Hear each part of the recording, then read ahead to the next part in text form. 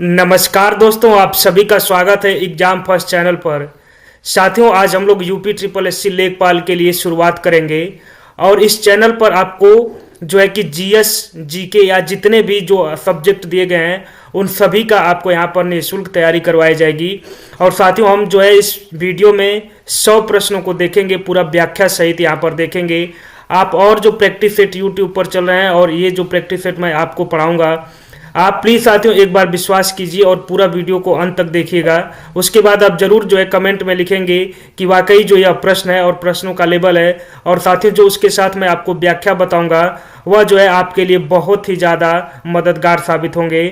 तो जो भी साथी पहली बार चैनल पर जुड़ रहे हैं वह जो है पूरा वीडियो को अंत तक देखेंगे। और पुराने साथी जो भी हैं वह तो जानते ही हैं कि यहाँ पर कंटेंट की क्वालिटी किस तरह से रहती है। तो आइए साथियों, पहला प्रश्न से शुरुआत करेंगे और पूरा व्याख्या भी हम यहाँ पर देखते चलेंगे। तो पहला प्रश्न साथियों यहाँ पर देखेंगे कि भीमबेटका की गुफाओं की खोज किसने की थी। तो इस प्रश्न का जो सही उत्तर होगा वह जो है विकल्प सी यानी कि वीएस वाकाड़कर ने भीमबेटका की गुफाओं की खोज की थी। अब पूरा इस प्रश्न से रिलेटेड हम यहाँ पर पूरा व्याख्या देखेंगे कि डॉक्टर विष्णु श्रीधर वाकाड़कर ने वर्ष 1957 में भीमबेटका की गुफाओं की खोज की। भीमबेटका की गुफाएं मध्य प्रदेश के रायसेन जिले में है और भीमबेटका गुफाओं को वर्ष 2003 में यूनेस्को ने विश्व धरोहर स्थल में घोषित किया था। तो यहाँ पर आप देख सकते हैं कि इस व्याख्या से आपको 3-4 प्रश्न तैयार हो रहे हैं कि सबसे पहला प्रश्न कि भीमबेटका गुफा कहाँ पाई जाती है, तो यह मध्य प्रदेश के रायसेन जिले में। और भीमबेटका गुफाओं को वर्ष 2003 में यूनेस्को ने विश्व धरोहर स्थल घोषित किया था। प्रश्न नंबर 2 देखेंगे दोस्तों यहाँ पर कि हड़प्पा सभ्यता किस युग से संबंधित है। तो इस प्रश्न का जो सही उत्तर होगा वह जो है विकल्प ए यानी कि हड़प्पा सभ्यता जो है वह कांस्य युगीन सभ्यता है।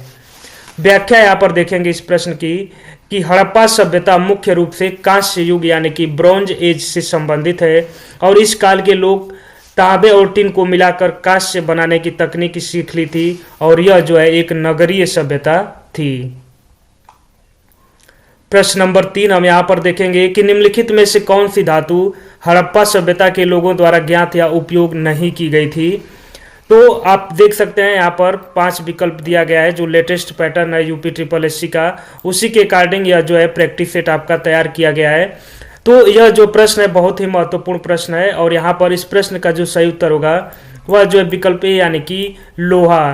तो यह बड़ी आश्चर्यजनक बात है कि हड़प्पा सभ्यता या सिंधु घाटी सभ्यता के लोगों द्वारा लोहे का उपयोग नहीं किया गया था और यह एक कांस्य युगीन सभ्यता थी, यानी कि यहाँ पर जो है कांसा का प्रयोग किया जाता था, परंतु इस सभ्यता के लोग अभी लोहे के जो यूज है यानी कि लोहे के प्रयोग से परिचित नहीं थे। प्रश्न नंबर 4 देखेंगे दोस्तों यहाँ पर। प्रश्न नंबर 4 यहाँ पर है कि सिंधु घाटी सभ्यता की नृत्य करने वाली लड़की के रूप में प्रसिद्ध प्रतिमा किस स्थल पर खोजी गई थी। तो इस प्रश्न का जो सही उत्तर है वह जो है विकल्प बी यानी कि मोहनजोदड़ो में यह खोजी गई थी। अब पूरा व्याख्या देखेंगे कि सिंधु घाटी सभ्यता की प्रसिद्ध नृत्य करने वाली लड़की की मूर्ति मोहनजोदड़ो नामक स्थल से प्राप्त हुई और इसको बनाने में लॉस्ट वैक्स कास्टिंग तकनीक यानी कि मोम ढलाई विधि का उपयोग किया था और वर्ष 1922 में मोहनजोदड़ो की खोज राखाल दास बैनर्जी ने किया था। अगले प्रश्न की तरफ बढ़ेंगे। प्रश्न नंबर 5 यहाँ पर देखेंगे साथियों कि हड़प्पा स्थल की सर्वप्रथम संक्षिप्त खुदाई निम्नलिखित में से किसके द्वारा की गई थी। तो इस प्रश्न का जो सही उत्तर है वह जो है विकल्प बी यानी कि सर अलेक्जेंडर कनिंघम के द्वारा संक्षिप्त खुदाई की गई थी। व्याख्या देखेंगे कि अलेक्जेंडर कनिंघम यानी कि 1814 से 1893 भारतीय पुरातत्व सर्वेक्षण यानी कि एएसआई के संस्थापक प्रमुख रहे और वास्तव में हड़प्पा को विश्व पुरातात्विक मानचित्र पर रखने वाले यह प्रथम व्यक्ति थे। उन्होंने 1853 में हड़प्पा से एक मुहर पाई थी और कनिंघम को भारतीय पुरातत्व का जनक कहा जाता था। तो यह जो है बहुत ही महत्वपूर्ण प्रश्न है कि कनिंघम को भारतीय पुरातत्व का जनक कहा जाता है और जबकि हड़प्पा स्थल की व्यापक खुदाई दयाराम साहनी द्वारा 1921 में की गई थी। तो यहाँ पर संक्षिप्त खुदाई जो है वह कनिंघम के द्वारा और जो है इसकी विस्तृत खुदाई दयाराम साहनी द्वारा 1921 में की गई थी। प्रश्न नंबर 6 देखेंगे साथियों यहाँ पर कि निम्नलिखित में से किस स्थान पर पुजारी राजाओं की मूर्ति मिली थी। तो इस प्रश्न का जो सही उत्तर है वो जो है विकल्प बी यानी कि मोहनजोदड़ो से पुजारी राजाओं की मृत्यु जो है वो मूर्ति मिली थी। व्याख्या देखेंगे कि सिंधु घाटी सभ्यता के स्थल मोहनजोदड़ो, जिसे मृतकों का टीला से पुजारी राजाओं की मूर्ति मिली थी। मोहनजोदड़ो स्थल सिंधु नदी के किनारे पाकिस्तान के लरकाना जिले में स्थित है। यह जो जितने फैक्ट्स हैं यह साथियों प्रश्न बनते हैं, तो आप जो इन फैक्ट्स को नज़रअंदाज नहीं करेंगे, साथ में आप एक कॉपी पेन ले लेंगे और वहाँ पर इन सब चीज़ों को नोट करते चलेंगे। और इसकी खोज जो है 1922 में राखाल दास बनर्जी ने की थी। यहाँ से विशाल अन्नागार, स्नानागार तथा कांसे की नाचती हुई लड़की की मूर्ति आदि मिला है। अगला प्रश्न देखेंगे प्रश्न नंबर 7 कि मोहनजोदड़ो शब्द का अर्थ क्या है।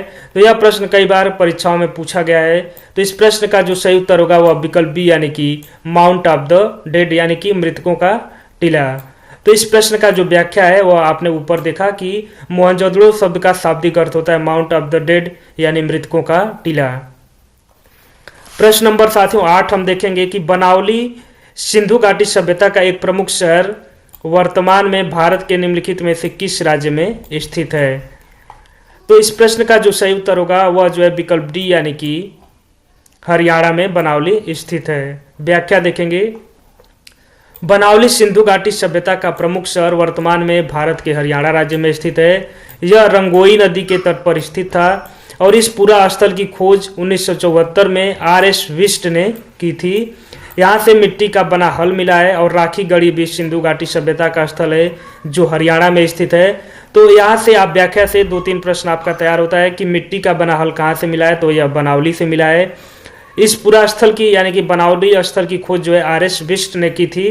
तो यह जो है फैक्ट्स जो है आपको परीक्षाओं में पूछा जाता है। अब साथियों प्रश्न नंबर 9 यहाँ पर देखेंगे कि पशुपति की मुहर सिंधु घाटी सभ्यता के किस स्थल से मिली है। तो इस प्रश्न का जो सही उत्तर है वह जो है विकल्प डी यानी कि मोहनजोदड़ो से पशुपति की मुहर मिली है।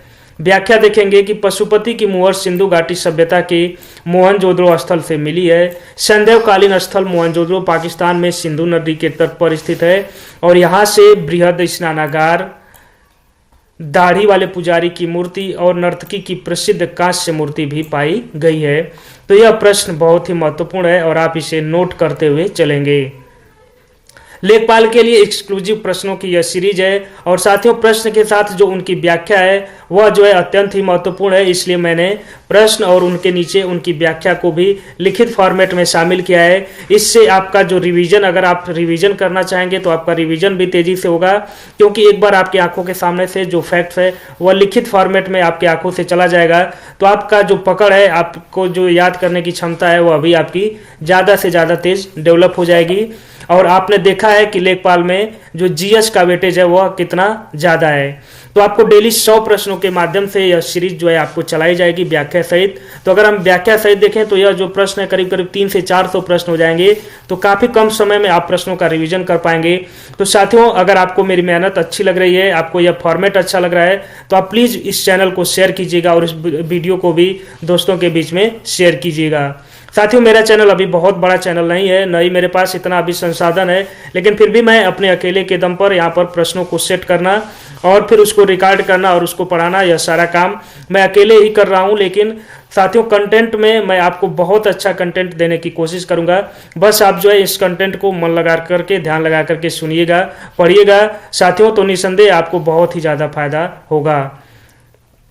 प्रश्न नंबर 10 देखेंगे कि भारत में स्थित किस हड़प्पा स्थल में हाकरा मृत भांड के भंडार शामिल हैं, जो सिंधु घाटी सभ्यता के शुरुआती चरणों से पहले की बसावट की विशेषता है।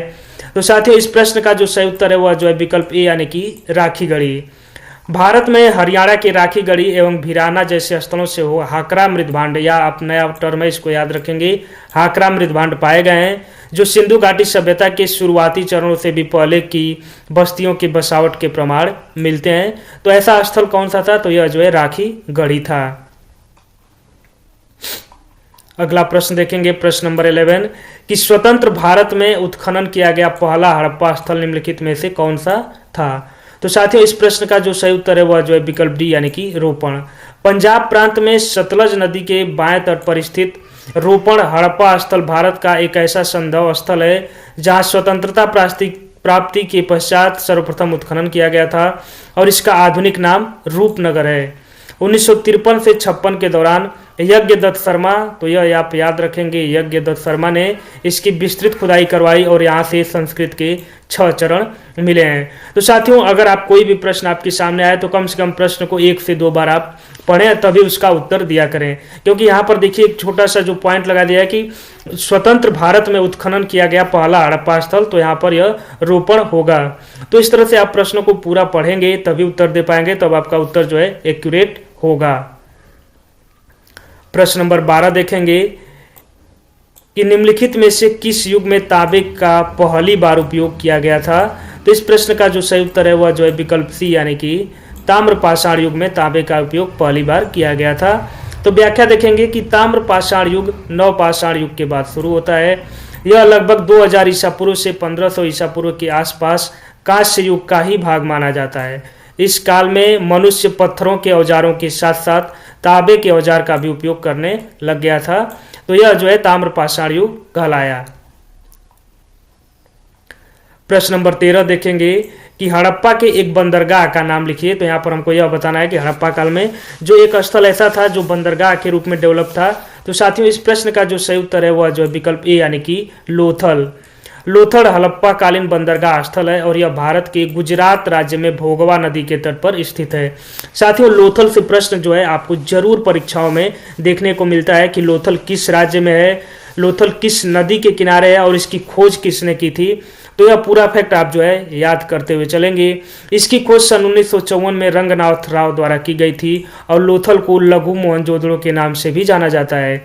लोथल के पूर्वी भाग में एक गोदीवाड़ा का भी साक्ष्य मिला है। तो यह जो है बहुत बड़ा फैक्ट है कि लघु मोहनजोदड़ो के नाम से किस हड़प्पा स्थल को जाना जाता है। तो दोस्तों, यह जो है लोथल को लघु मोहनजोदड़ो के नाम से भी जाना जाता है। तो यह जो है फैक्ट कई बार सीधे परीक्षाओं में पूछ लिया जाता है। तो जो भी साथी तैयारी कर रहे हैं लेखपाल की सीरियसली, वो अपने साथ एक नोट्स बना कर चलेंगे और उसमें जो यह की पॉइंट्स है इसको जो है एक बार लिखते चलेंगे। साथ में आप वीडियो को भी देखेंगे और इस कीवर्ड्स को भी आप साथ में एक पॉइंट आप बना लेंगे, वहाँ से नोट बना लेंगे, उसमें आप लिखते हुए चलेंगे। क्योंकि जो भी आपको 100 प्रश्न दिए जाएंगे वह है आपको सीक्वेंस वाइज दिया जाएगा। तो आप यह जो है आप देख रहे हैं कि यह जो प्रश्न है प्राचीन भारत से चल रहा है। इसी तरह आपको कंटिन्यू जो सीरीज मिलेगी वह सीक्वेंस से मिलेगी। तो आप एक नोट बनाकर जो है इसे नोट करते हुए चलेंगे। प्रश्न नंबर 14 देखेंगे कि हड़प्पा सभ्यता के एक हिस्से लोथल की खुदाई की खोज किसने की थी, यानी कि लोथल की खोज किसने की थी। सो साथियों, ऊपर ही हमने देखा कि जो लोथल की खोज किसके द्वारा की गई थी, रंगनाथ राव के द्वारा। तो इस प्रश्न का जो सही उत्तर वह जो है विकल्प बी, यानी कि एस.आर. राव के द्वारा लोथल की खुदाई यानी कि लोथल की खोज की गई थी। प्रश्न नंबर 15 देखेंगे कि हड़प्पा सभ्यता के दौरान डांसिंग गर्ल यानी कि नर्तकी की कांस्य प्रतिमा बनाने के लिए किस तकनीक का इस्तेमाल किया गया था। तो साथियों, इस प्रश्न का जो सही उत्तर है वह जो है विकल्प डी, यानी कि मोम लिपि ढलाई यानी कि कास्टिंग का प्रयोग किया गया था। व्याख्या देखेंगे कि हड़प्पा सभ्यता के दौरान डांसिंग गर्ल यानी कि नर्तकी की कांस्य प्रतिमा बनाने के लिए मोम लीप ढलाई यानी कि लॉस्ट वैक्स कास्टिंग तकनीक का प्रयोग किया गया था और यह प्रसिद्ध मूर्ति मोहनजोदड़ो से प्राप्त हुई थी। और हड़प्पा सभ्यता विश्व की प्राचीनतम नगरीय सभ्यताओं में से एक है और इसका विस्तार पश्चिमोत्तर भारत में था। तो हड़प्पा सभ्यता एक नगरीय सभ्यता थी, न कि ग्रामीण सभ्यता थी। प्रश्न नंबर 16 देखेंगे कि 6वीं-5वीं शताब्दी ईसा पूर्व में तुर्की के लोगों ने सिंधु के पूर्व में लोगों द्वारा इस्तेमाल की जाने वाली भाषा को कहा था। तो क्या कहा था। तो इस प्रश्न का जो सही उत्तर है वह जो है विकल्प बी, यानी कि हिंदवी कहा था। तो 5वीं-6वीं शताब्दी ईसा पूर्व में तुर्क लोगों ने सिंधु के पूर्व में लोगों द्वारा इस्तेमाल की जाने वाली भाषा को हिंदवी कहा था। प्रश्न नंबर 17 देखेंगे कि हड़प्पा संस्कृत की मुहर और टेराकोटा कला पर निम्नलिखित में से किस जानवर को दर्शाया नहीं गया था। यहाँ पर यह ध्यान देने वाली बात है कि यहाँ पर यह पूछा गया है कि दर्शाया नहीं गया था। तो इस प्रश्न का जो सही उत्तर है वह जो है विकल्प सी यानी कि गाय को नहीं दर्शाया गया था। तो यहाँ पर व्याख्या देखेंगे कि हड़प्पा संस्कृति की मुहर और टेराकोटा कला पर गाय को नहीं दर्शाया गया था। इस काल की मुहर वर्गाकार, त्रिकोणीय तथा आयताकार होती थी। मुद्रा लेख दाईं से बाईं ओर लिखा गया था। इस पर बैल, गैंडा, हाथी आदि का चित्र मिलता है। टेराकोटा पकी हुई मिट्टी से बनाई गई मूर्तियां होती थी। तो यहाँ पर यह खास बात आपको देखने को मिलेगी कि यहाँ पर गाय का अंकन नहीं हुआ था, जबकि बैल, गैंडा, हाथी आदि का चित्र मिलता है, परंतु गाय का चित्र नहीं मिलता है। अगला प्रश्न यहाँ पर देखेंगे, प्रश्न नंबर 18 कि हड़प्पा काल का इनमें से कौन सा नगर 3 भागों में विभाजित था। साथियों, बहुत ही महत्वपूर्ण प्रश्नों की यह सीरीज है और कोई भी प्रश्न यहाँ पर छूटा नहीं है। जो भी फैक्ट्स है उनको मैं आगे जो है प्रश्न के रूप में कन्वर्ट कर लिया है। तो यह बहुत ही महत्वपूर्ण प्रश्न है और साथियों आप किसी भी प्रैक्टिस सेट से आप इसको मिलाकर देखेंगे तो इसी तरह के प्रश्न जो है आपसे पूछे गए हैं। यह प्रश्न तो बहुत ही महत्वपूर्ण है कि हड़प्पा काल का इनमें से कौन सा नगर 3 भागों में विभाजित था। तो साथियों इस प्रश्न का जो सही उत्तर है वह जो है विकल्प डी यानी कि धौलावीरा जो है वह हड़प्पा काल का ऐसा स्थल था जो 3 भागों में विभाजित था। व्याख्या देखेंगे कि हड़प्पा काल का पूरा स्थल धौलावीरा गुजरात के कच्छ के रण में के मध्य स्थित द्वीप खादिर में स्थित है। धौलावीरा 3 भागों में विभाजित था। नगर के महाप्रसाद वाले भाग के उत्तर में एक विस्तृत, संपूर्ण एवं व्यापक समतल मैदान के अवशेष मिले हैं। इसके उत्तर में नगर का मध्य भाग है जिसे पूर्व की संज्ञा दी गई थी और इसके पूर्व में नगर का तीसरा महत्वपूर्ण भाग स्थित है जिसलिए निचला शहर या अवम नगर कहा जाता है और यह भारत में स्थित सिंधु सभ्यता का दूसरा सबसे बड़ा नगर है। धौलावीरा की खोज 1967-68 में जेपी जोशी ने की थी और धौलावीरा से विशाल जलाशय के साक्ष्य प्राप्त हुए हैं। तो साथियों इस फैक्ट से एक प्रश्न यह बन सकता है कि धौलावीरा का खोज 1967-68 में जेपी जोशी के द्वारा किया गया था। प्रश्न नंबर 19 यहाँ पर देखेंगे कि निम्नलिखित में से कौन सा सिंधु घाटी के सभ्यता से संबंधित स्थल नहीं है। कालीबंगा, पाटलिपुत्र, रोपड़ और लोथल। तो इस प्रश्न का जो सही उत्तर है वह जो है विकल्प बी यानी कि पाटलिपुत्र का संबंध सिंधु घाटी की सभ्यता से नहीं है। प्रश्न में दिए गए स्थल कालीबंगा, रोपण एवं लोथल सिंधु घाटी की सभ्यता से संबंधित हैं, जबकि पाटलिपुत्र जो है वह मौर्य साम्राज्य की राजधानी थी जहां तृतीय बौद्ध सभा आयोजित की गई थी और जिसके अध्यक्ष मोगलीपुत्तिस थे जो कि शासक अशोक से संबंधित थे। अतः पाटलिपुत्र जो है सिंधु घाटी सभ्यता से संबंधित नहीं है। प्रश्न नंबर 20 यहाँ पर देखेंगे कि सिंधु घाटी सभ्यता के बारे में इनमें से कौन सा कथन सत्य है, यह हमको बताना है। सिंधु लोग कपास का उत्पादन करने वाले पहले थे। उन्होंने लकड़ी के बक्से में अनाज भंडारित किया। सिंधु घाटी सभ्यता पंजाब, सिंध, बलूचिस्तान, गुजरात, राजस्थान और पश्चिम बंगाल के कुछ हिस्सों को कवर करती है और सिंधु लोग कुत्तों, बिल्लियों और घोड़ों को बड़े पैमाने पर पालते थे। तो हमको यहाँ पर सत्य कथन बताना है। तो इस प्रश्न का जो सही उत्तर है वह जो है विकल्प ए यानी कि सिंधु लोग कपास का उत्पादन करने वाले पहले थे, यही कथन सत्य है। बाकी जो कथन बी, सी और डी यह गलत क्यों है, आइए यहाँ पर व्याख्या से मैं आपको बता रहा हूँ। पूरा व्याख्या ध्यान से आप सुनिएगा कि मोहनजोदड़ो एवं अन्य स्थलों पर पाए गए सूती वस्त्रों के रेशे से इस बात का पता चलता है कि सिंधु के लोगों द्वारा कपास की खेती भी की जाती थी। इस सभ्यता के परिपक्वता के चरण से कम 2000 वर्ष पूर्व के मेहरगढ़पुरा स्थल पर कपास के अवशेष प्राप्त हुए हैं और सर्वप्रथम यहीं के निवासियों ने कपास की खेती प्रारंभ किया था। हड़प्पाई लोग गेहूं की, जौ की, कपास, खजूर, तरबूज, मटर, राई, सरसों आदि की जानकारी थी। सिंधु सभ्यता के लोग जो है अनाज के रखने के लिए मिट्टी के बने बड़े बर्तन का प्रयोग करते थे, न कि लकड़ी के बर्तन का प्रयोग करते थे। पश्चिम बंगाल में सिंधु घाटी सभ्यता के प्रमाण नहीं मिलते हैं। यद्यपि घोड़े का प्रमाण प्राप्त होता है परंतु घोड़े को बड़े पैमाने पर पालने का प्रमाण नहीं मिलता है। अतः विकल्प ए सही उत्तर है। तो यहाँ पर इस प्रश्न में पूरा व्याख्या में बता दिया गया है कि सिंधु लोग कपास का उत्पादन करने वाले पहले थे, यही कथन सत्य है क्योंकि उन्होंने लकड़ी के बक्से में अनाज भंडारित नहीं किया था। मिट्टी के बड़े जो कुंड होते हैं उसमें अनाज के भंडारण का साक्ष्य मिला है। सिंधु घाटी सभ्यता पंजाब, सिंध, बलूचिस्तान, गुजरात, राजस्थान, परंतु पश्चिम बंगाल से कोई प्रमाण नहीं मिला है। और सिंधु लोग कुत्ते, बिल्लियों और घोड़े को बड़े पैमाने पर पालते थे, यह बात भी गलत है, क्योंकि सिंधु लोग कुत्ते, बिल्लियों और घोड़ों का प्रमाण तो मिला है, लेकिन उनको बड़े पैमाने पर पालने का प्रमाण जो है नहीं मिला है। क्योंकि प्रयोग करना अलग बात होती है, लेकिन उसको बड़े पैमाने पर पालना पोसना यह जो है अलग बात होती है। अब प्रश्न नंबर 21 देखेंगे कि सिंधु सभ्यता में घोड़े की अस्थियों का अवशेष कहाँ मिला है। तो इस प्रश्न का जो सही उत्तर है वह जो है विकल्प डी यानी कि सुरकोटदा में घोड़े की अस्थियों का अवशेष मिला है। प्रश्न नंबर जो 21 है इसका व्याख्या हम यहाँ पर देखेंगे कि सुरकोटदा या सुरकोटदा गुजरात के कच्छ जिले में स्थित है। यहाँ से घोड़े की अस्थियां तथा एक कब्रगाह के अवशेष प्राप्त हुए हैं। और सुरकोटदा से समाधान की एक नई विधि यानी कलश समाधान का उदाहरण प्राप्त हुआ है। लोथल से घोड़ों की लघु मृण मूर्तियों के अवशेष प्राप्त हुए हैं। प्रश्न नंबर 22 यहाँ पर साथियों हम देखेंगे कि पुरुष सूक्त जो 4 वर्णों की उत्पत्ति की व्याख्या करता है किस वैदिक ग्रंथ में पाया जाता है। तो साथियों इस प्रश्न का जो सही उत्तर है वह जो है विकल्प बी यानी कि ऋग्वेद में। ऋग्वेद के 10वें मंडल के पुरुष सूक्त में चतुर्वर्ण का उल्लेख मिलता है। ऋग्वैदिक समाज ब्राह्मण, क्षत्रियों, वैश्य और शूद्र 4 वर्णों में विभक्त था और 4 वेदों में सबसे पुराना वेद जो है वह ऋग्वेद है। प्रश्न नंबर 23 देखेंगे दोस्तों यहाँ पर कि छांदोग्य उपनिषद स्पष्ट रूप से निम्नलिखित में से किस आश्रम को संदर्भित करता है। तो इस प्रश्न का जो सही उत्तर है वह जो है विकल्प बी यानी कि ब्रह्मचर्य, गृहस्थ और वानप्रस्थ का।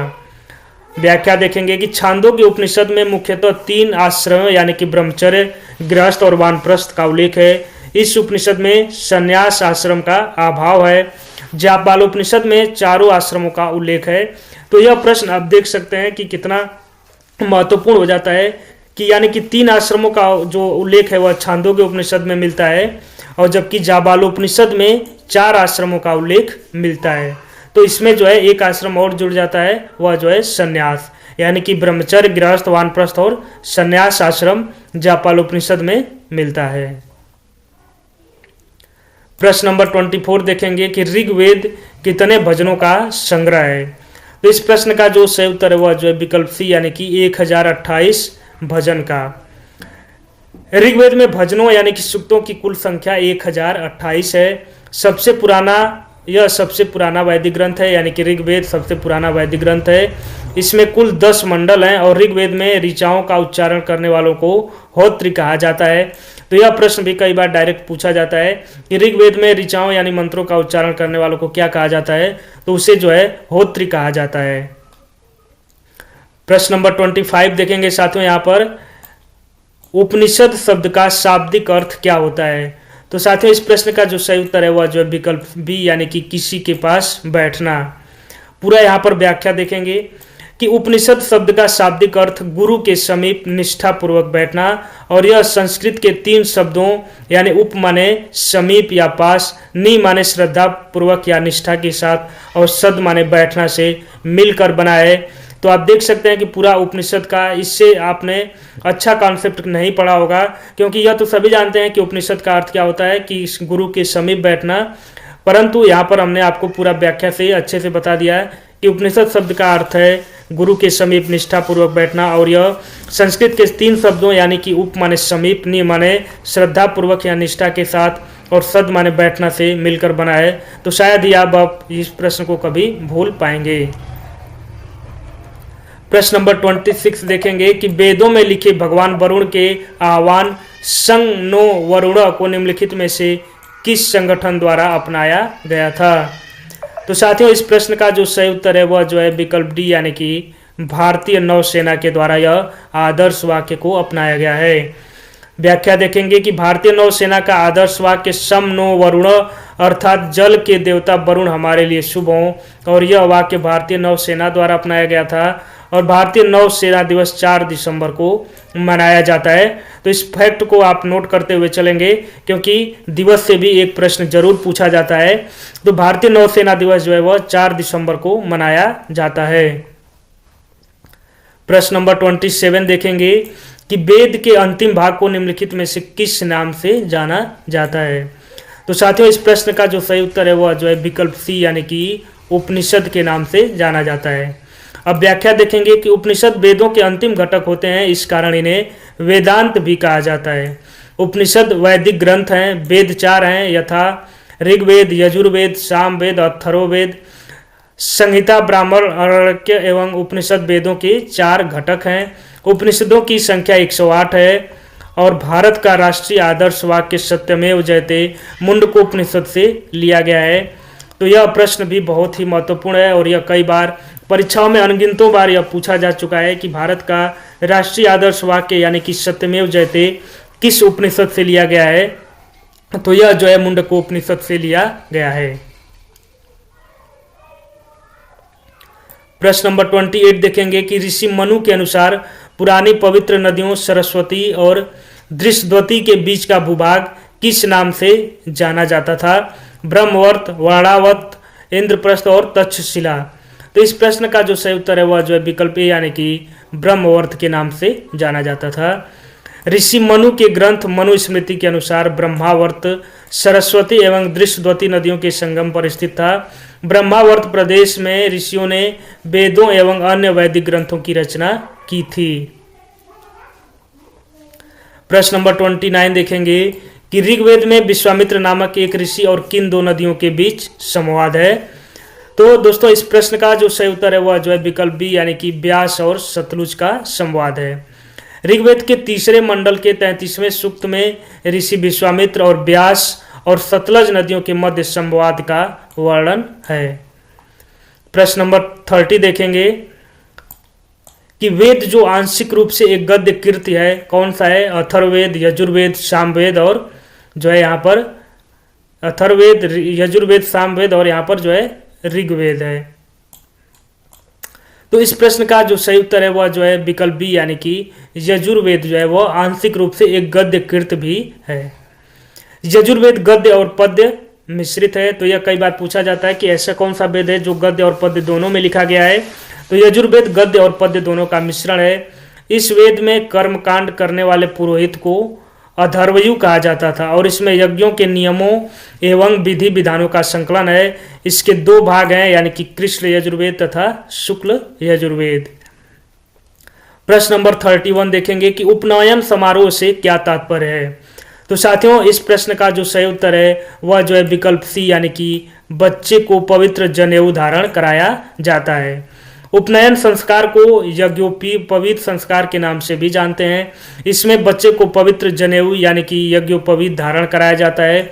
इसमें 3 धागे होते थे जिन्हें सत्य, रज एवं तम का प्रतीक माना जाता है और इस संस्कार के उपरांत बालकों को द्विज कहा जाता था। तो साथियों आज भी देखे होंगे आप, अगर आप शादी विवाह के अवसर पर जैसे जो बच्चे होते हैं जब उनकी शादी करवाई जाती है तो यहाँ पर भी वह संस्कार जो है यह करवाया जाता है, परंतु जो है अब कोई जनेऊ का धारण नहीं करता है, परंतु पंडित जी लोगों के द्वारा आज भी यज्ञोपवीत संस्कार जो है करवाया जाता है। प्रश्न नंबर 32 देखेंगे कि सत्यमेव जयते महावाक्य कहाँ से उद्धृत है? तो इस प्रश्न का जो सही उत्तर है वह जो है विकल्प बी यानी कि मुंडकोपनिषद से यह लिया गया है। सत्यमेव जयते मुंडकोपनिषद से लिया गया है और इस उपनिषद में यज्ञ की तुलना टूटी नाव से की गई है। मुंडकोपनिषद अथर्ववेद से संबंधित है। सत्यमेव जयते भारत का आदर्श वाक्य है। सत्यमेव जयते उत्तर प्रदेश के वाराणसी स्थित सारनाथ में मौर्य सम्राट अशोक द्वारा बनवाए गए सिंह स्तंभ के शिखर पर अंकित है और इसका अर्थ है सत्य की सदैव विजय होती है।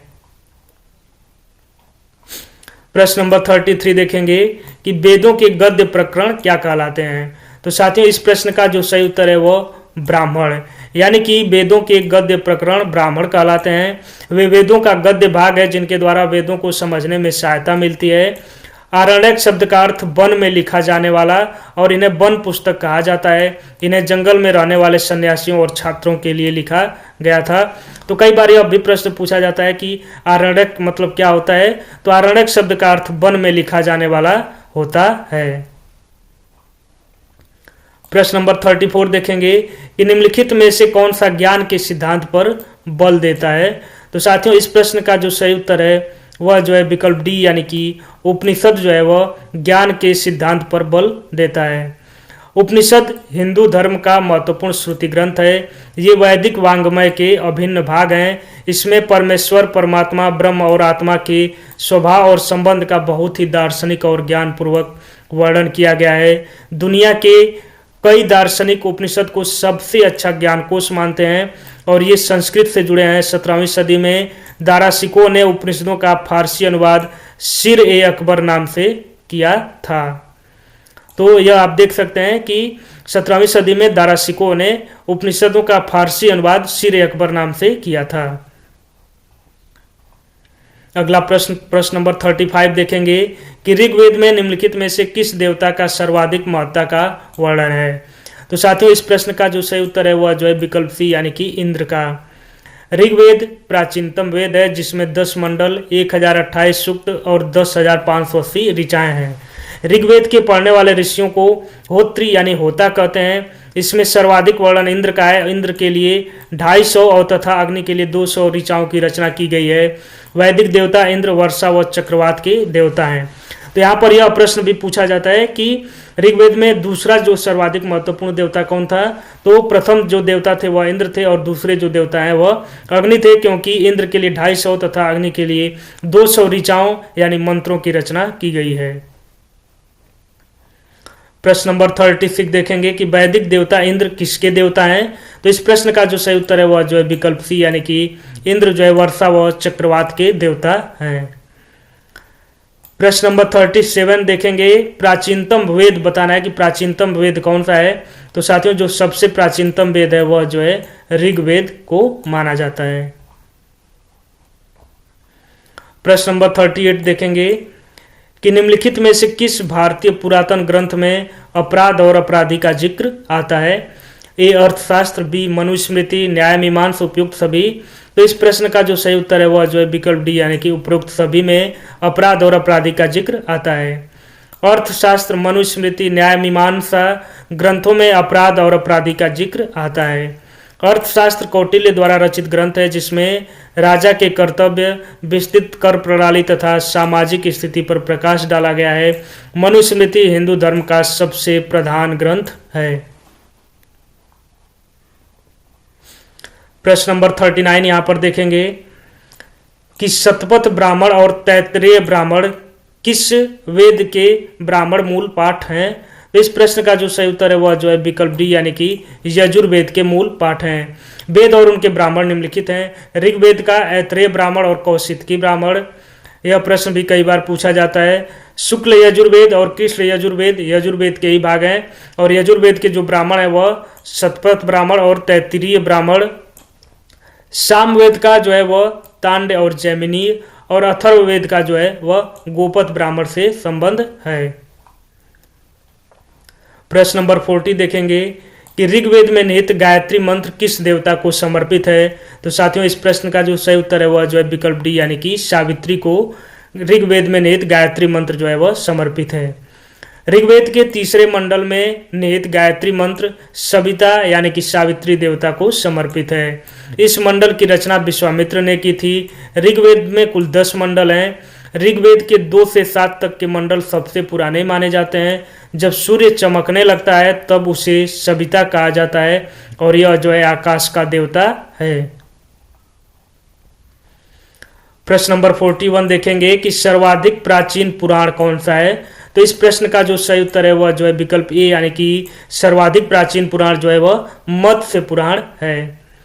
भारतीय ऐतिहासिक कथाओं का सबसे अच्छा क्रमबद्ध विवरण पुराणों में मिलता है। इनकी संख्या 18 है। पुराणों का शाब्दिक अर्थ है प्राचीन आख्यान एवं इसका संकलन महर्षि वेद व्यास ने किया था। इनमें से 5 मत्स्य, वायु, विष्णु, मार्कंडेय और भागवत पुराण सबसे प्रमुख हैं। अगला प्रश्न देखेंगे, प्रश्न नंबर 42 कि इन निम्न में से कौन सा उपवेद नहीं है। धनुर्वेद, आयुर्वेद, शिल्पवेद और योगवेद। तो योगवेद जो है वह उपवेद नहीं है। उपवेद वेदों से संबंधित माने जाते हैं। उपवेदों की संख्या 4 है। आयुर्वेद, गंधर्व वेद, धनुर्वेद व शिल्पवेद, जिसको हम स्थापत्य वेद, जबकि योग वेद उपवेद नहीं है। धनुर्वेद यजुर्वेद का उपवेद, आयुर्वेद जो है वह ऋग्वेद का उपवेद, और गंधर्ववेद जो है वह सामवेद का उपवेद, तथा शिल्पवेद जो है अथर्ववेद का उपवेद है। अतः हम यह कह सकते हैं कि योग वेद जो है वह कोई उपवेद नहीं है। प्रश्न नंबर 43 देखेंगे कि निम्न में से शूरसेन महाजनपद की राजधानी कौन सी थी? वैशाली, चंपा, काशी, मथुरा। तो इस प्रश्न का जो सही उत्तर है वह जो है विकल्प डी यानी कि शूरसेन महाजनपद की राजधानी मथुरा थी। व्याख्या देखेंगे तो यहाँ पर यह जो है विकल्प डी यानी कि शूरसेन महाजनपद की राजधानी वह मथुरा थी। प्रश्न नंबर 44 देखेंगे कि 6वीं से 14वीं शताब्दी तक निम्नलिखित में से कौन सा सबसे शक्तिशाली महाजनपद था? अंग, वैशाली, मगध और वज्जी। तो इस प्रश्न का जो सही उत्तर है वह जो है विकल्प बी यानी कि सबसे जो शक्तिशाली महाजनपद था वह वैशाली था। दिए गए विकल्पों में से 6वीं शताब्दी से 14वीं शताब्दी तक मगध जो है सबसे शक्तिशाली महाजनपद था। मगध प्राचीन भारत के 16 महाजनपदों में से एक था। इसकी स्थिति मूलतः दक्षिण बिहार क्षेत्र में थी। इसके अंतर्गत आधुनिक पटना एवं गया जिले शामिल थे और इसकी राजधानी गिरिव्रज या राजगृह थी जो 5 पहाड़ियों से घिरी थी। प्रश्न नंबर 44 देखेंगे कि राजा बिंबिसार के दरबार में उस प्रसिद्ध चिकित्सक का क्या नाम है जो भगवान बुद्ध के निजी चिकित्सक थे? अजातशत्रु, जीवक, सारिपुत्र, राहुल। तो इस प्रश्न का जो सही उत्तर है वह जो है विकल्प बी यानी कि उनका नाम जीवक था। बिंबिसार हर्यक वंश का संस्थापक था। वह बौद्ध धर्म का अनुयायी था। इसके दरबार में प्रसिद्ध चिकित्सक जीवक रहते थे जिन्हें भगवान बुद्ध का निजी चिकित्सक के रूप में उनकी सेवा के लिए भेजा गया था। अजातशत्रु पूर्वी भारत में मगध का हर्यक वंश का एक राजा था और वह बिंबिसार का पुत्र था। प्रश्न नंबर 46 देखेंगे कि आदि पुराण किस तीर्थंकर की संत चरित संग्रह है? महावीर, आदिनाथ, पार्श्वनाथ, नेमिनाथ। तो इस प्रश्न का जो सही उत्तर है वह विकल्प बी यानी कि आदिनाथ का। जैन धर्म के संस्थापक एवं प्रथम तीर्थंकर ऋषभदेव या आदिनाथ के संत चरित संग्रह को आदि पुराण कहते हैं। जैन धर्म के प्रथम तीर्थंकर का प्रतीक चिन्ह सांड है और जैन धर्म के अंतिम और 24वें तीर्थंकर महावीर स्वामी थे। प्रश्न नंबर 47 देखेंगे कि पहले जैन तीर्थंकर कौन थे? महावीर, पारसनाथ, ऋषभनाथ और पद्मनाभ। तो इस प्रश्न का जो सही उत्तर है वह जो है विकल्प सी यानी कि ऋषभदेव जो है वह जैन धर्म के प्रथम तीर्थंकर थे।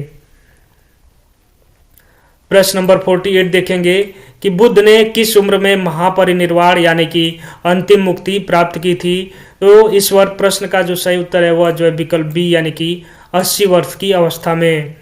गौतम बुद्ध, बौद्ध धर्म के संस्थापक गौतम बुद्ध को 80 वर्ष की उम्र में महापरिनिर्वाण यानी कि अंतिम मुक्ति प्राप्त हुआ। बुद्ध ने अपना प्रथम उपदेश सारनाथ यानी कि ऋषिपत्तनम में दिया जिसे बौद्ध ग्रंथों में धर्म चक्र परिवर्तन कहा गया। प्रश्न नंबर 49 देखेंगे कि महावीर ने निम्नलिखित में से किस स्थान पर मोक्ष प्राप्त किया यानी कि सिद्ध बने? तो साथियों इस प्रश्न का जो सही उत्तर है वह जो है विकल्प ए यानी कि पावापुरी में। जैन धर्म के अंतिम तीर्थंकर महावीर की मृत्यु यानी कि निर्वाण प्राप्ति बिहार राज्य के पावापुरी में हुआ था। महावीर के अनुयायियों को मूलतः निर्ग्रंथ कहा जाता है और इनके प्रथम अनुयायी उनके दामाद जामिल थे। प्रश्न नंबर 50 देखेंगे कि 23वें तीर्थंकर पार्श्वनाथ से जुड़ा प्रतीक क्या है? शेर, शंख, सांप और बैल। तो इस प्रश्न का जो सही उत्तर है वह जो है विकल्प सी यानी कि सांप। अब हम देख लेते हैं 23वें तीर्थंकर पार्श्वनाथ से संबंधित प्रतीक चिन्ह जो है वह सर्प है। 24वें तीर्थंकर यानी कि महावीर स्वामी से संबंधित जो प्रतीक चिन्ह है वह सिंह। 22वें तीर्थंकर अरिष्टनेमि से संबंधित जो प्रतीक चिन्ह है वह शंख है और पहले तीर्थंकर यानी कि ऋषभदेव जी से जो संबंधित प्रतीक चिन्ह है वह सांड है।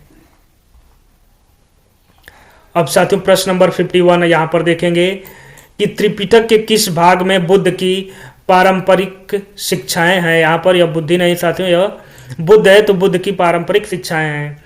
दीपवंश, सुत्त पिटक, अभिधम्म पिटक और विनय पिटक। तो साथियों इस प्रश्न का जो सही उत्तर है वह जो है विकल्प बी यानी कि सुक्त पिटक में। बौद्ध धर्म के बारे में विशद ज्ञान त्रिपिटक से प्राप्त होता है जो बौद्ध धर्म का प्रबल ग्रंथ है। पिटक और मुख्य विषय वस्तु यानी कि सुत्त पिटक में बुद्ध की पारंपरिक शिक्षाओं का उल्लेख मिलता है। विनय पिटक में संघ के अनुशासन और नियमों का उल्लेख मिलता है और अभिधम्म पिटक में बौद्ध शिक्षाओं की दार्शनिक व्याख्या मिलती है। प्रश्न नंबर 52 देखेंगे कि बौद्ध धर्म में त्रिपिटक शब्द का अर्थ क्या है। तो इस प्रश्न का जो सही उत्तर है वह जो है विकल्प बी यानी कि 3 टोकरियां संग्रह जिनमें बौद्ध शिक्षाएं हैं। बौद्ध धर्म में त्रिपिटक शब्द का अर्थ 3 टोकरियां संग्रह होता है।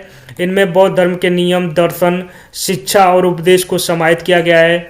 बौद्ध धर्म में पिटकों की संख्या 3 है जिसमें सुक्त पिटक, विनय पिटक एवं अभिधम्म पिटक आते हैं।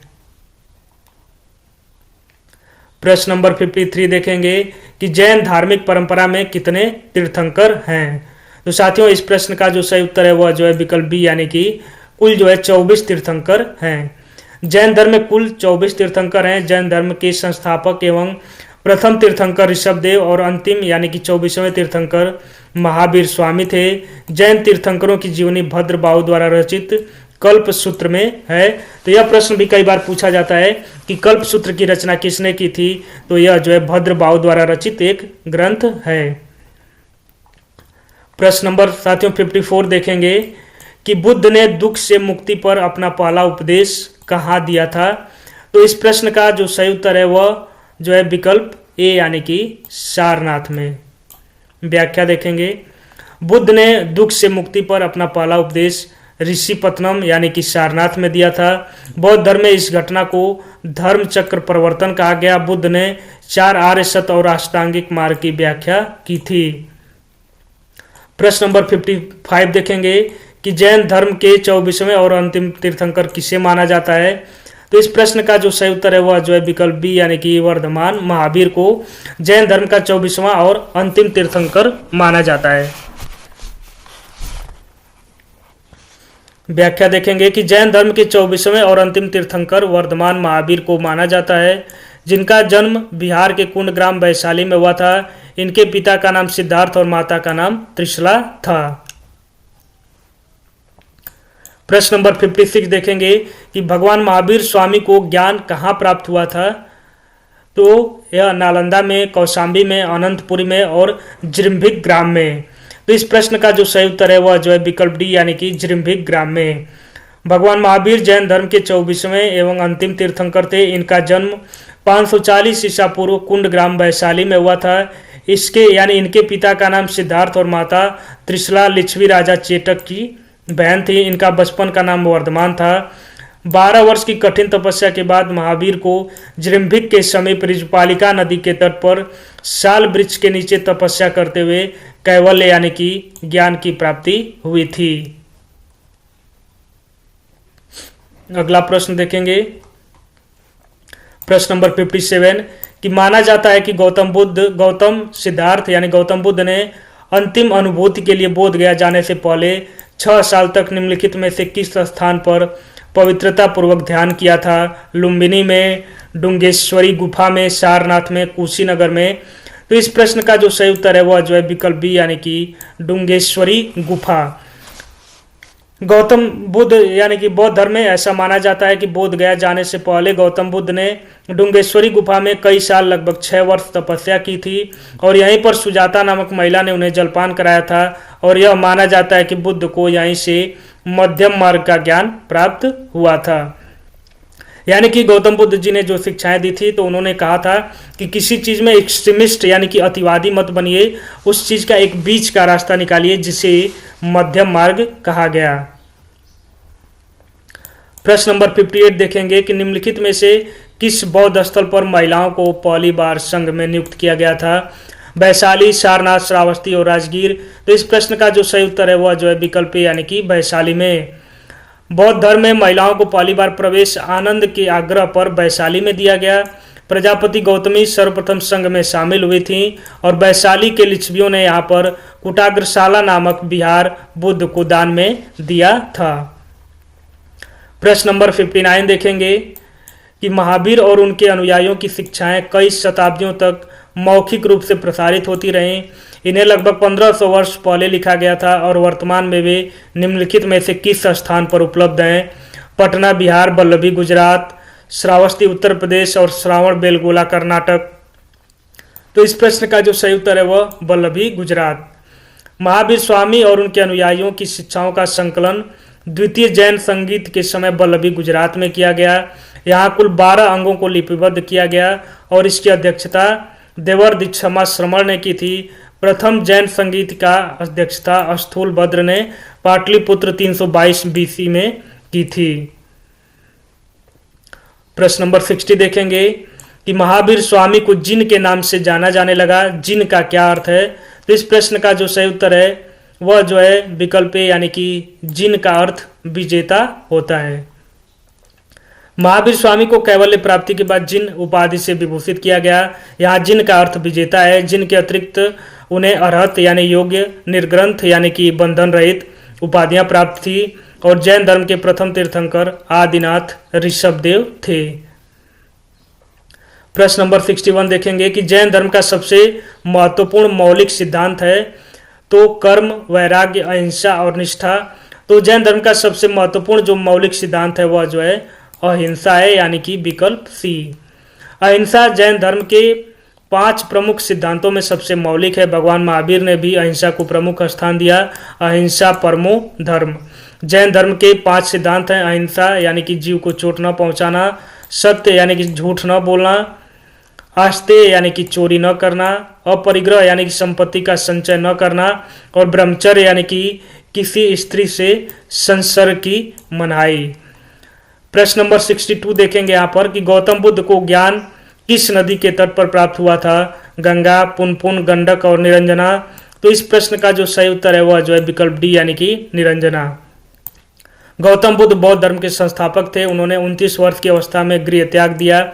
उनके गृह त्याग की इस घटना को बौद्ध साहित्य में महाविनिष्क्रमण कहा गया और उन्हें बोध गया में एक पीपल वृक्ष के नीचे निरंजना नदी के तट पर वैशाख पूर्णिमा के दिन ज्ञान की प्राप्ति हुई थी। प्रश्न नंबर 63 देखेंगे कि गौतम बुद्ध ने सारनाथ में अपना पहला उपदेश किस मुद्रा में दिया था? भूमि स्पर्श मुद्रा, अभय मुद्रा, धर्म चक्र परिवर्तन मुद्रा और ध्यान मुद्रा। तो इस प्रश्न का जो सही उत्तर है वह जो है विकल्प सी यानी कि धर्म चक्र प्रवर्तन मुद्रा में दिया था। गौतम बुद्ध ने सारनाथ में अपना पहला उपदेश धर्म चक्र प्रवर्तन मुद्रा में दिया था। सांसारिक दुखों से व्यथित होकर सिद्धार्थ ने 29 वर्ष की अवस्था में गृह त्याग किया, जिसे बुद्ध धर्म में महाविनिष्क्रमण कहा गया है। प्रश्न नंबर 64 देखेंगे कि निम्नलिखित में से किस स्थान पर प्रथम बौद्ध संगीत का आयोजन किया गया था? तो साथियों इस प्रश्न का जो सही उत्तर होगा वह जो है विकल्प बी यानी कि राजगीर में। प्रथम बौद्ध संगीत का आयोजन 483 ईसा पूर्व राजगीर में हुआ था। यह संगीत मगध सम्राट अजातशत्रु के काल में हुई थी। इसकी अध्यक्षता महाकश्यप ने की थी। द्वितीय बौद्ध संगीति वैशाली में, तृतीय बौद्ध संगीत पाटलिपुत्र में व चतुर्थ बौद्ध संगीति कश्मीर कुंडलवन में हुई थी। प्रश्न नंबर 65 देखेंगे कि 6ठी शताब्दी ईसा पूर्व में जैन और बौद्ध ग्रंथों में कितने महाजनपदों का उल्लेख किया गया है? 12, 16, 20 और 24। तो इस प्रश्न का जो सही उत्तर है वह जो है विकल्प बी यानी कि 16 महाजनपदों का उल्लेख किया गया है। 6ठी शताब्दी ईसा पूर्व में जैन और बौद्ध ग्रंथों में 16 महाजनपदों का उल्लेख किया गया है। बौद्ध ग्रंथ यानी कि अंगुत्तर निकाय और जैन ग्रंथ भगवती सूत्र में 16 महाजनपदों का उल्लेख किया गया है। तो साथियों यहाँ पर हमने 65 प्रश्न कर लिए। तो आप इन प्रश्नों को अगर व्याख्या को देखेंगे, अगर आपने थोड़ी भी पहले तैयारी की होगी तो आपको यह जरूर अनुभव हो रहा होगा, आपके अंतरात्मा से आवाज़ जरूर आ रही होगी कि यह प्रश्नों का स्तर कैसा है और यह आपके लिए कितना उपयोगी साबित होगा। साथियों यहाँ पर अगर आप पहले से भी तैयारी कर रहे हैं तो आपको यहाँ पर अच्छा जो है आपका रिविजन हो जाएगा और जो फैक्ट्स हैं वह जो है आपको एक बार आपके सामने से गुजर जाएंगे तो यह फैक्ट जो है आपको कंठस्थ हो जाएंगे। तो साथियों अगर आप पहली बार एग्जाम फर्स्ट चैनल से जुड़ रहे हैं और आपको थोड़ी सी भी जो हमारी मेहनत है अगर आपको अच्छी लग रही है तो आप वीडियो को लाइक करेंगे और अपने दोस्तों के बीच में भी इस चैनल को शेयर करेंगे। तो साथियों आपके सपोर्ट की भी मुझे आवश्यकता है। अगर आप जो है ज़्यादा लाइक करेंगे, वीडियो को शेयर करेंगे तो मैं इस तरह का कंटेंट जो है आपके लिए और अच्छे से और बढ़िया जो है क्वालिटी कंटेंट आपको मैं एग्जाम फर्स्ट चैनल पर यूपी ट्रिपल एससी लेखपाल के लिए देता रहूँगा। तो आइए साथियों शुरुआत करते हैं। अभी आप वीडियो छोड़कर मत जाइएगा, क्योंकि पूरा 100 प्रश्नों को आपको देख करके ही यहाँ से जाना है। और मुझे आशा नहीं पूर्ण विश्वास है कि यह प्रश्न आपको अच्छे और इंटरेस्टिंग और आपकी रुचि जो है बनाकर आप इस वीडियो को देख रहे होंगे। प्रश्न नंबर 66 देखेंगे कि भगवान बुद्ध की 200 फीट ऊंची कांस्य प्रतिमा स्थापित करने का निर्णय लिया गया है, किसके द्वारा? तो इस प्रश्न का जो सही उत्तर है वह जो है विकल्प ए यानी कि कुशीनगर में भगवान बुद्ध की 200 फीट ऊंची कांस्य प्रतिमा स्थापित करने का निर्णय लिया गया है। दिसंबर 2013 में उत्तर प्रदेश के पूर्व मुख्यमंत्री अखिलेश यादव ने मैत्रेय परियोजना के तहत सबसे ऊंची 200 फीट भगवान बुद्ध की कांस्य प्रतिमा उनके महापरिनिर्वाण स्थल कुशीनगर में स्थापित करने का निर्णय लिया था। प्रश्न नंबर 67 देखेंगे कि बुद्ध को महापरिनिर्वाण कहाँ प्राप्त हुआ था? तो साथियों इस प्रश्न का जो सही उत्तर है वह जो है विकल्प सी यानी कि बुद्ध को जो महापरिनिर्वाण है वह कुशीनगर में प्राप्त हुआ था। गौतम बुद्ध बौद्ध धर्म के प्रवर्तक थे और उनकी मृत्यु यानी कि महापरिनिर्वाण कुशीनगर 483 ईसा पूर्व में हुआ था। प्रश्न नंबर 68 देखेंगे कि किस स्मारक से गौतम बुद्ध ने दुनिया के लिए बौद्ध धर्म के अपने दिव्य ज्ञान का प्रचार किया था?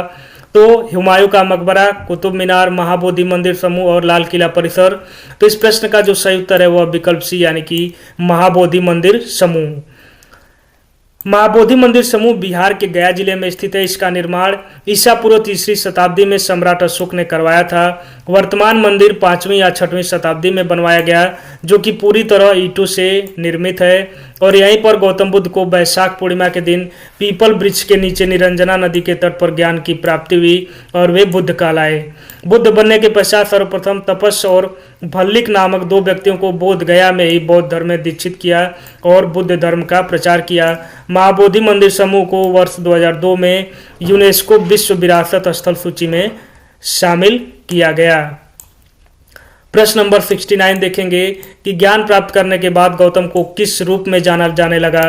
तो इस प्रश्न का जो सही उत्तर है वह जो है विकल्प सी यानी कि बुद्ध के रूप में जाना जाने लगा।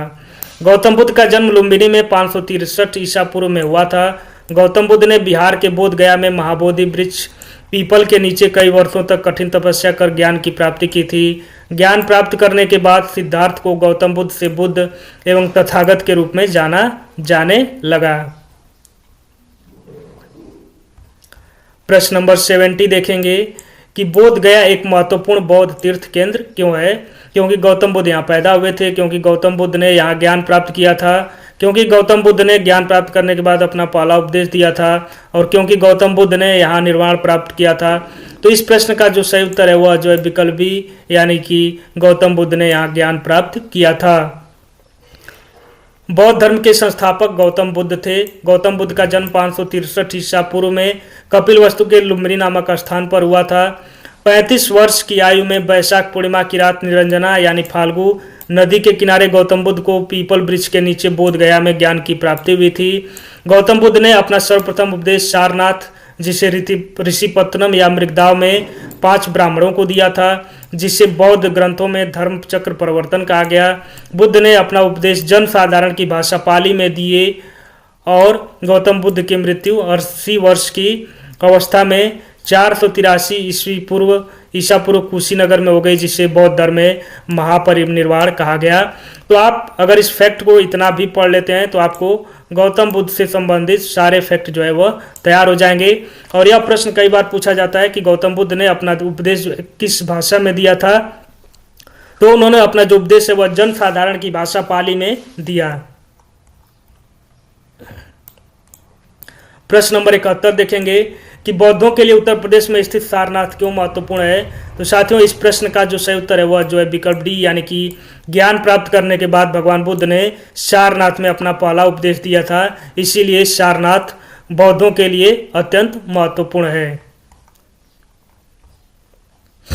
प्रश्न नंबर 72 देखेंगे कि मनुष्य जीवन का सर्वोत्तम ध्येय है कैवल्य, जिसका अर्थ है दूसरों को शिक्षा देना, दूसरों का अनुसरण करना, इच्छाओं पर विजय प्राप्त करना और दूसरों की सेवा करना। तो इस प्रश्न का जो सही उत्तर है वह जो है विकल्प सी यानी कि कैवल्य का अर्थ होता है इच्छाओं पर विजय प्राप्त करना। कैवल्य का अर्थ इच्छाओं पर विजय प्राप्त करना होता है। कैवल्य अर्थात ब्रह्म विद्या का वह ज्ञान जो संशय रहित और अस्थायी हो या विवेक उत्पन्न होने पर औपचारिक दुख सुख अहंकार प्रारब्ध कर्म और संस्कार के लोप हो जाने से आत्मा के चित्त स्वरूप होकर आवागमन से मुक्त हो जाने की स्थिति को कैवल्य कहते हैं। प्रश्न नंबर 73 देखेंगे कि जैन धर्म में 3 रत्न यानी कि त्रिरत्न दिए जाते हैं और उन्हें निर्वाण का मार्ग कहा जाता है, वे क्या हैं? तो इस प्रश्न का जो सही उत्तर है वह जो है विकल्प डी यानी कि सही विश्वास, सही ज्ञान और सही आचरण। जैन धर्म के संस्थापक एवं प्रथम तीर्थंकर ऋषभदेव थे। महावीर स्वामी जैन धर्म के 24वें और अंतिम तीर्थंकर हुए। महावीर स्वामी का जन्म कुंडग्राम वैशाली में हुआ था। महावीर स्वामी ने अपना उपदेश प्राकृत अर्धमागधी भाषा में दिए और जैन धर्म में निर्वाण की प्राप्ति के लिए त्रिरत्न का अनुशीलन आवश्यक है। जैन धर्म के त्रिरत्न है सम्यक दर्शन यानी कि सही विश्वास, सम्यक ज्ञान यानी कि सही ज्ञान, सम्यक आचरण यानी सुख दुख में समभाव आचरण। जैन धर्म में ईश्वर की मान्यता नहीं है, इसमें आत्मा की मान्यता है और महावीर स्वामी पुनर्जन्म एवं कर्मवाद में विश्वास करते थे। तो यहाँ पर यह ध्यान देने योग्य बात है कि महावीर स्वामी के जो उपदेश की भाषा है वह प्राकृत है, अर्धमागधी है और गौतम बुद्ध की जो भाषा है वह जनसाधारण की भाषा जो है वह पाली है। इसीलिए गौतम बुद्ध का जो बौद्ध धर्म का विस्तार जैन धर्म की अपेक्षा ज़्यादा हुआ था, क्योंकि उन्होंने उस भाषा में ही अपना उपदेश दिया जो लोगों को आसानी से समझ में आती थी। प्रश्न नंबर 74 देखेंगे कि रुद्रदामन के गिरनार शिलालेख में सुदर्शन झील का उल्लेख है, जिसका निर्माण किस मौर्य शासक के शासनकाल में हुआ था? तो इस प्रश्न का जो सही उत्तर है वह जो है विकल्प बी यानी कि चंद्रगुप्त मौर्य के काल में हुआ था। रुद्रदामन के जूनागढ़ यानी कि गिरनार शिलालेख के अनुसार सुदर्शन झील का निर्माण मौर्य वंश के संस्थापक चंद्रगुप्त मौर्य के शासनकाल में हुआ था। इस झील को चंद्रगुप्त मौर्य के आदेश पर सौराष्ट्र प्रांत के राज्यपाल पुष्यगुप्त वैश्य ने करवाया था। 75 देखेंगे कि रुद्रदामन के गिरनार शिलालेख में वर्णित सुदर्शन झील के निर्माण का श्रेय किस मौर्य अधिकारी को दिया जाता है? तो यहाँ पर मौर्य शासक नहीं मौर्य अधिकारी पूछा गया है। तो इस प्रश्न का जो सही उत्तर है वह जो है विकल्प ए यानी कि पुष्यगुप्त को, और अभी हमने ऊपर प्रश्न में देखा था। तो इसका जो है निर्माण मौर्य अधिकारी पुष्यगुप्त वैश्य ने करवाया था। प्रश्न नंबर 76 देखेंगे कि मौर्य वंश का संस्थापक कौन था? तो इस प्रश्न का जो सही उत्तर है वह जो है विकल्प डी यानी कि मौर्य वंश का संस्थापक जो है चंद्रगुप्त मौर्य था। चंद्रगुप्त मौर्य वंश का संस्थापक चंद्रगुप्त मौर्य थे। इन्होंने अपने सलाहकार यानी कि आचार्य चाणक्य, जिनका नाम कौटिल्य या विष्णुगुप्त की सहायता से अंतिम नंद शासक घनानंद को पराजित कर मगध साम्राज्य पर मौर्य वंश की नींव रखी।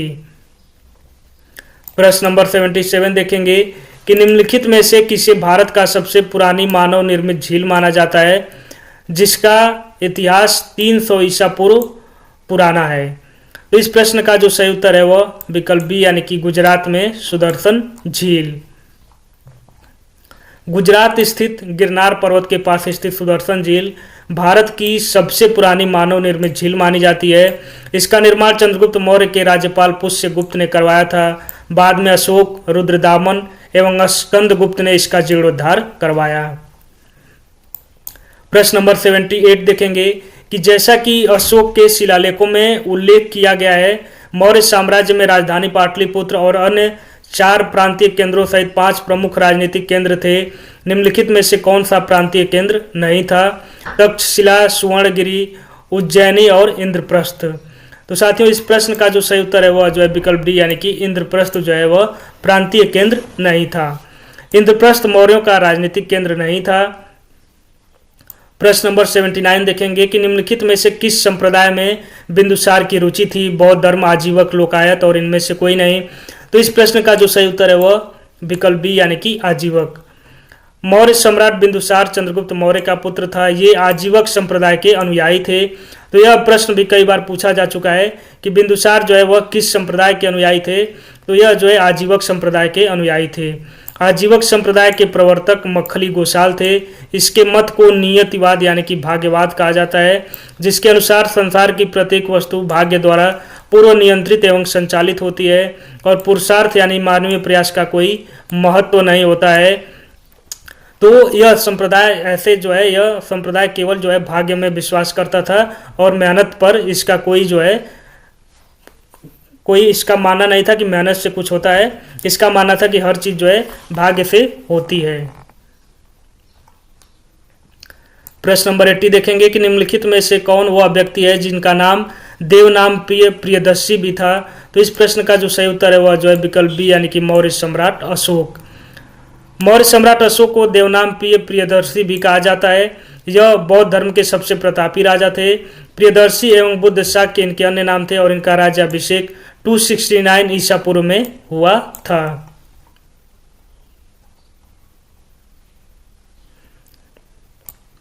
राजा कनिष्क के शासनकाल के दौरान दरबारी चिकित्सक का नाम बताइए। तो इस प्रश्न का जो सही उत्तर है वह जो है विकल्प बी यानी कि चरक। चरक कुषाण राजा कनिष्क के दरबारी चिकित्सक थे। वे आयुर्वेद के प्रख्यात विद्वान तथा कनिष्क के राजवैद्य थे। चरक कृत चरक संहिता औषधि शास्त्र के ऊपर प्राचीनतम रचना है और उल्लेखनीय है कि कनिष्क की राजसभा में नागार्जुन, वसुमित्र आदि विद्वान निवास करते थे।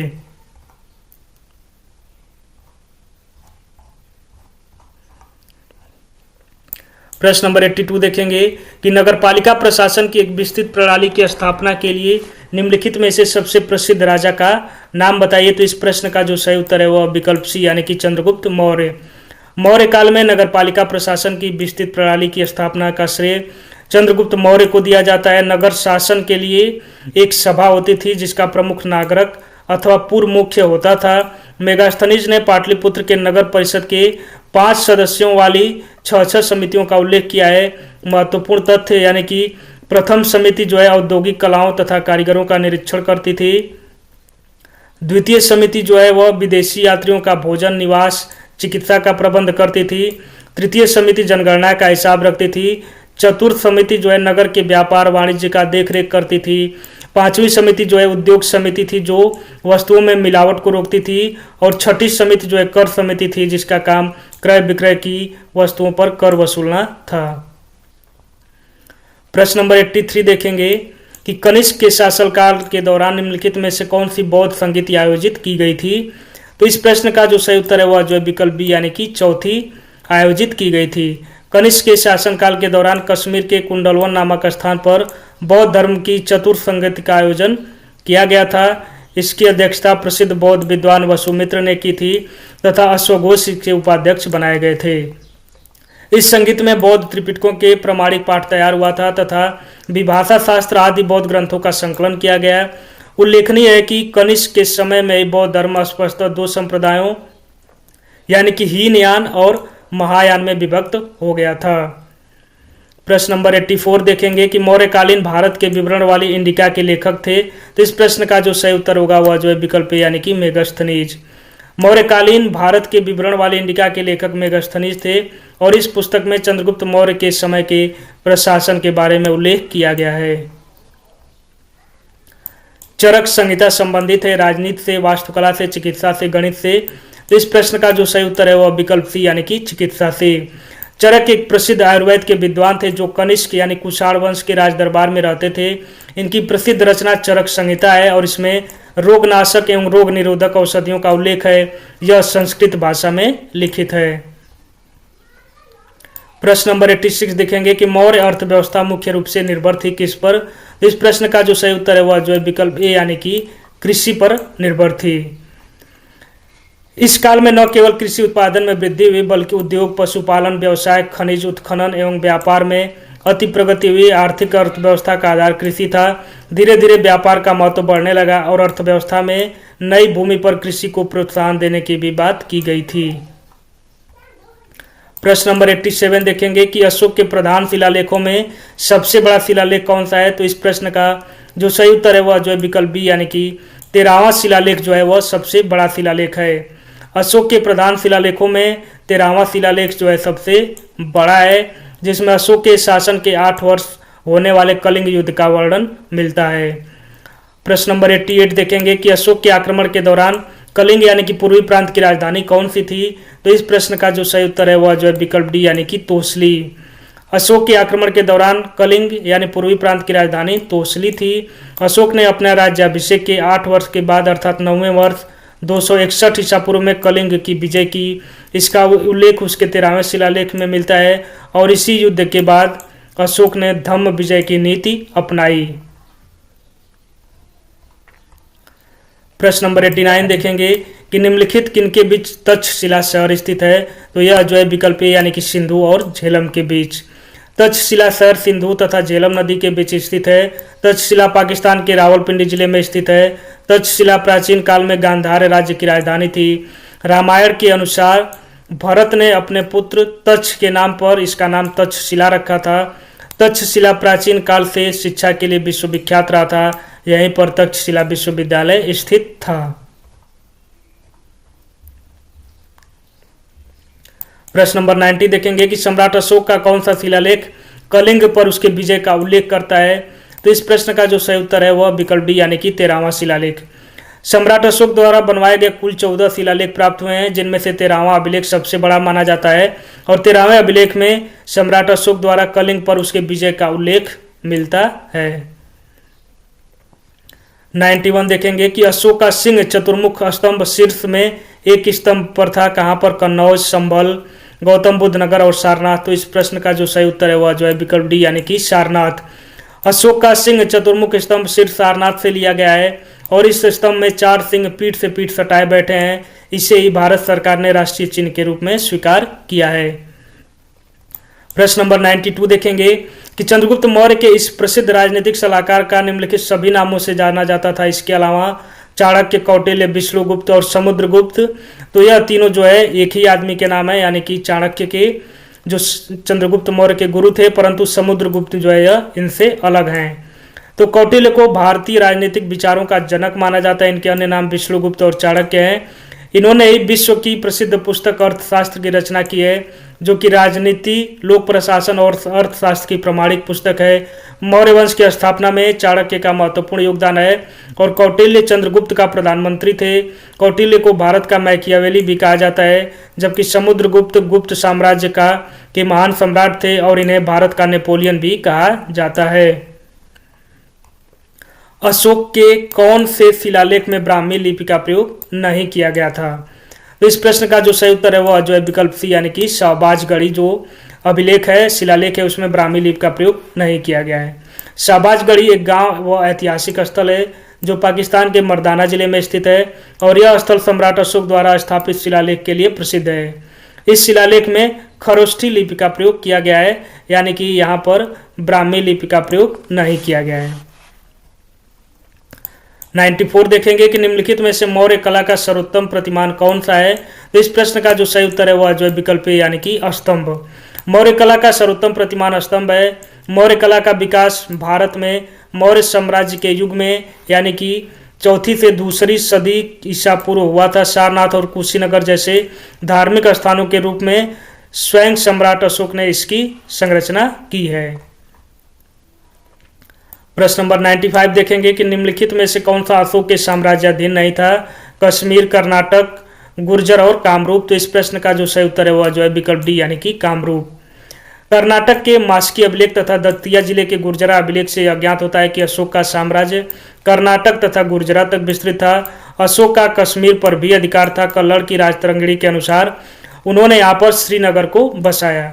गुर्जर शासन का उज्जैन क्षेत्र भी अशोक के अधीन रहा, परंतु कामरूप असम का पुराना नाम है और यह अशोक के साम्राज्याधीन नहीं था। प्रश्न नंबर 96 देखेंगे कि बृहद सांची स्तूप किस काल से संबंधित है? तो इस प्रश्न का जो सही उत्तर है वह जो है विकल्प डी यानी कि मौर्य काल से। बृहद सांची स्तूप का निर्माण सम्राट अशोक ने करवाया और इसका निर्माण 3री शताब्दी ईसा पूर्व में हुआ था। सांची मध्य प्रदेश के राजधानी भोपाल के निकट रायसेन जिले में स्थित है। प्रश्न नंबर 96 देखेंगे कि योग दर्शन के प्रवर्तक कौन थे? तो साथियों इस प्रश्न का जो सही उत्तर है वह विकल्प बी यानी कि महर्षि पतंजलि। योग दर्शन के प्रवर्तक महर्षि पतंजलि जो थे, माना जाता है कि वे व्याकरणाचार्य पाणिनि के शिष्य थे। भारतीय दर्शन साहित्य में महर्षि पतंजलि के लिखे हुए 3 ग्रंथ मिलते हैं, योग सूत्र, महाभाष्य और आयुर्वेद ग्रंथ। प्रश्न नंबर 98 देखेंगे कि दी गई जानकारी से राजवंश की पहचान करें। पुष्यमित्र ने इस वंश की स्थापना की थी। उनके प्रभुत्व दक्षिण में नर्मदा नदी तक फैले थे और पाटलिपुत्र, अयोध्या और विदिशा के शहर शामिल थे। उन्होंने 2 अश्वमेध यज्ञ किए। उन्होंने बैक्ट्रियन राजा डेमेट्रियस को भी हराया। राजवंश का 5वां राजा भागद्रथ था। पतंजलि का गौरव ग्रंथ महाभाष्य इस समय के दौरान लिखा गया। तो यह सारी घटनाएं किस वंश से संबंधित हैं? तो इस प्रश्न का जो सही उत्तर है वह जो है विकल्प डी यानी कि शुंग राजवंश से संबंधित हैं। मौर्य वंश के अंतिम राजा बृहद्रथ को उसके सेनापति पुष्यमित्र ने मारकर शुंग वंश की स्थापना की। मालविकाग्निमित्र तथा दिव्यावदान के अनुसार पुष्यमित्र का साम्राज्य उत्तर में हिमालय से लेकर बरार यानी विदर्भ तक तथा पश्चिम में पंजाब से लेकर पूर्व में मगध तक विस्तृत था और शुंग राजवंश के शासनकाल में ही पतंजलि ने महाभाष्य की रचना की थी। प्रश्न नंबर 99 देखेंगे कि प्राचीन भारत के महान व्याकरणविद पतंजलि किसके समकालीन थे? तो इस प्रश्न का जो सही उत्तर है वह विकल्प सी यानी कि पुष्यमित्र शुंग। प्राचीन भारत के महान व्याकरणविद पतंजलि शुंग वंश के संस्थापक पुष्यमित्र शुंग के राजपुरोहित थे। उन्होंने पाणिनि के अष्टाध्यायी नामक पुरातन व्याकरण ग्रंथ पर महाभाष्य नामक टीका लिखी। अयोध्या अभिलेख से पुष्यमित्र शुंग के 2 बार अश्वमेध यज्ञ कराने की जानकारी प्राप्त होती है, जिन्हें संपन्न करने का श्रेय महर्षि पतंजलि को है। प्रश्न नंबर 100 देखेंगे कि कुषाण मूलतः कहाँ के निवासी थे? मध्य एशिया, तिब्बत, चीनी, तुर्किस्तान, ईरान। तो इस प्रश्न का जो सही उत्तर है वह जो है विकल्प बी।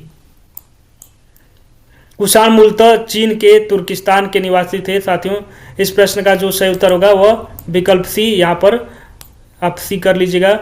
तो कुषाण मूलतः चीन के तुर्किस्तान के निवासी थे। चीन पर कब्जा करने में असफल होने के कारण यह मध्य एशिया जाकर बस गए थे। ये यूची कबीले थे और कुषाणों में सबसे महत्वपूर्ण शासक कनिष्क था, जिसने भारत पर शासन किया था। पेशावर, पुरुषपुर और मथुरा को इसने अपनी राजधानी बनाई थी। तो साथियों इस तरह से हमने पूरा 100 प्रश्नों को यहाँ पर देख लिया। तो जो भी साथी नए हैं, पहली बार एग्जाम फर्स्ट चैनल से जुड़ रहे हैं, वह जो है प्लीज़ वीडियो को शेयर कर दें। और इसी तरह का कंटेंट जो है आपको जब तक लेखपाल का एग्जाम नहीं हो जाता तब तक आपको जो है यहाँ पर डेली 100 प्रश्नों के माध्यम से पूरा GS, UP GK, computer, Hindi आदि सभी प्रश्नों की तैयारी यहाँ पर आपको व्याख्या सहित करवाई जाएगी। तो साथियों प्लीज़ वीडियो को शेयर कीजिएगा अपने दोस्तों के बीच में भी। और दोस्तों प्लीज़ चैनल को सब्सक्राइब कीजिए, लाइक कीजिए और साथियों सपोर्ट कीजिए। तो आप सभी का बहुत बहुत धन्यवाद। नमस्कार।